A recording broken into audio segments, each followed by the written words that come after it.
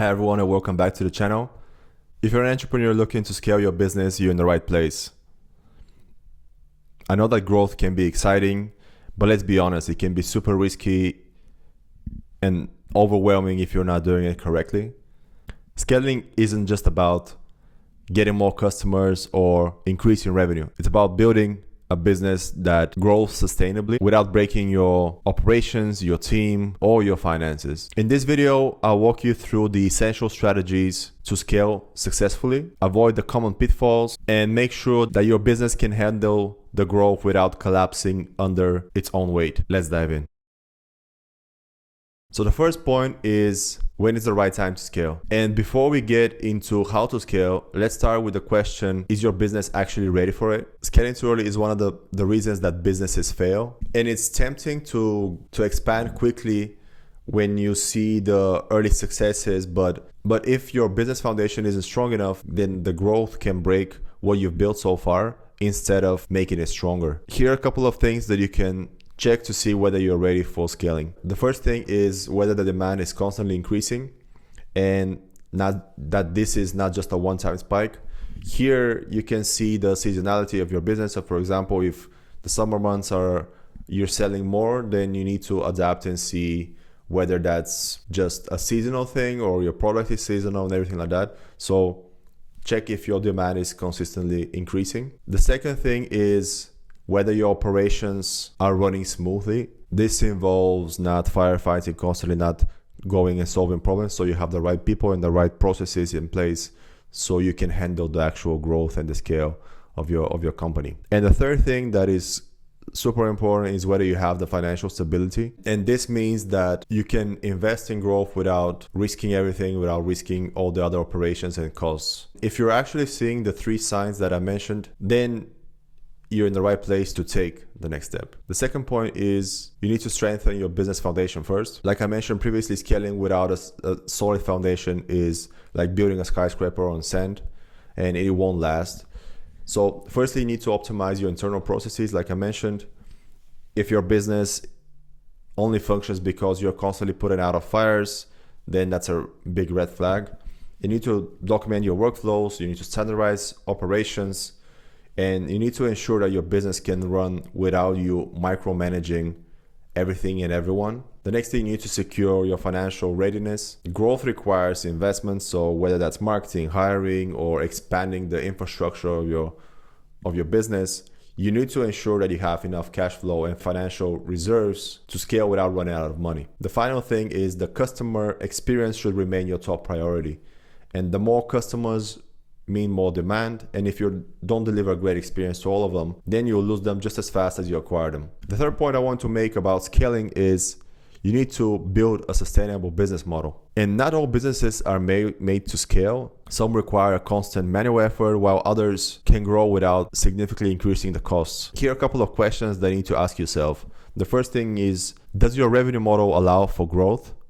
The second question is, can your pricing structure sustain profitability as you scale? And the third question is, are your systems and tools equipped to handle the higher demand that you're planning on getting when you're growing and when you're scaling? And the goal of this point is that you need to scale without bottlenecks, so your business can expand without doubling the expenses or the workload of the people involved. The fourth point I want to make is hiring and delegation. And this is around scaling your team. I know a lot of entrepreneurs, a lot of businesses try to do everything themselves, but you don't have to do it. You can't do everything yourself. Many entrepreneurs hit a ceiling just because they wear so many different hats. And scaling means that you need to find the right people and hire the right people and learn how to delegate effectively. You need to keep in mind that you're hiring for growth. You're not just hiring for the manual execution of tasks. You have to bring people who align with your company's vision and the roadmap that you plan and everything like that. Another thing is you need to empower the team and you need to give them the ownership of their roles instead of micromanaging different people. And if you feel like you need to micromanage, then you don't have the right culture, you don't value your employees, you don't value the people in your team, and you're not viewing them as the right people. Maybe you need to hire better people. And the final point, like I mentioned in the previous one, is you need to build up the right company structure and the right company culture. And as you grow, a well-defined culture keeps your business aligned and running smoothly with everyone involved. A strong team can carry your vision forward, whilst a weak team can hold your growth back. So you need to know the right people, you need to hire the right people, you need to empower them so they can execute, and they need to be aligned with the vision of the company that you created. The fifth thing is use technology and automation. So let's talk about efficiency, because if you're still doing everything manually, then you're just wasting your time, and scaling can be a nightmare for you and your business and your company. And the technology allows you to scale without exponentially increasing your workload. So here we're talking about the CRM software to manage customer relationships.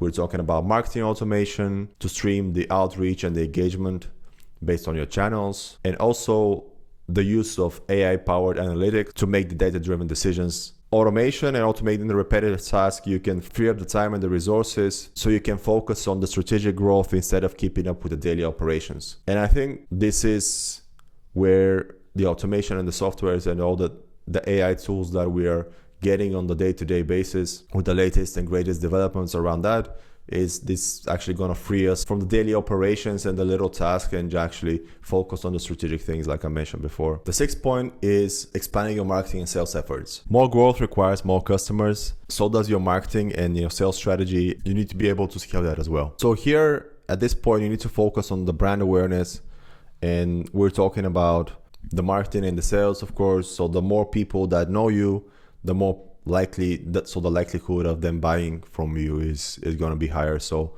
this is the initial step of the marketing journey. So focus around brand awareness. Also, you need to optimize the sales funnel. So the whole idea behind this marketing and sales efforts is to navigate and optimize all the different steps and the correlation between the marketing, sales, and the business strategy to be at the same point. But on the point of the optimization of the sales funnel, make it easier for leads to convert into paying customers. So test out different things, measure, adapt, and test out in the market whether your hypothesis actually work for you or not. As a final point, you need to double down on what actually works for you, and based on the highest return on investment on the marketing channels. So don't just chase trends, don't just chase the TikTok reels, whether that's bringing you a lot of views but you're not actually making sales. It's not worth it. You need to focus on where the conversion happens. You need to invest where you get the results. Scaling marketing means increasing visibility without burning your budget. The seventh point is to expand into new markets. So if you're maximized already your current audience, and expansion into a new market can actually help you scale effectively, and it's a powerful tactic. So this could mean that you could be targeting a different customer segment. It could mean expanding into a specific geographic location. And it could also mean that you can expand your business and scale it by introducing additional product lines. But just a side note, before you expand, do your research. Not every market is a good fit. So you need to test out different strategies and see what actually works for you. The eighth point is managing risk when scaling. Scaling isn't just about opportunity.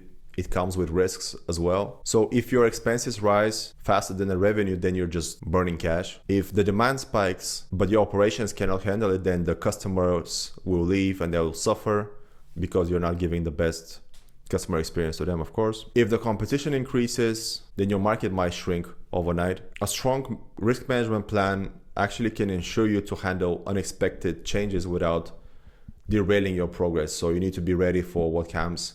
You need to be having a contingency plan and having a risk management plan on how things are going to be done if XYZ happens, and if this happens, if we burn the cash, if whatever the case may be. So you need to have this as a side note. You don't overthink it, but be ready for the worst that might happen to your business and to your company. So you need to be ready for whatever. The ninth point is funding for scaling. Growth requires capital. So what is your funding strategy? 3 different points. You can bootstrap, you can self-fund your business, and you can reinvest your profits, but that's going to be a bit slower in terms of a process, in terms of scaling. Maybe that's a better option for you because you're going to be having and testing the different things in the operations and the people and everything like that evolves around your company so you can grow sustainably. You can use a business line of credit, but then you need to be ready for the repayments to the financial institution that you already have the loans from.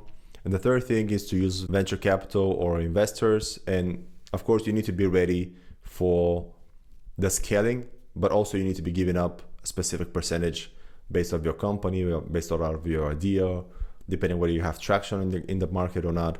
It's just a thought that you need to be ready for giving up equity out of your company. Each option comes with pros and cons, so you need to make sure you're ready for the right funding based on your growth goals and your risk tolerance as well. The 10th point I want to make is measure, adjust, and keep optimizing. Scaling isn't just a one-time effort, it's an ongoing process. You need to regularly track key metrics such as the revenue growth, the customer acquisition cost, and the operational efficiency. Like I mentioned before, use data to fine-tune your strategies and adjust as needed based on the outcome that you get out of the data and out of that analysis. The businesses that win at scaling are the ones that continuously improve and optimize their processes, their hiring, their operations, everything that you can think of in the business. Track everything and test out your hypothesis, see what the market actually tells you, and navigate that from there. As a conclusion, I want to mention that scaling isn't just about growing fast,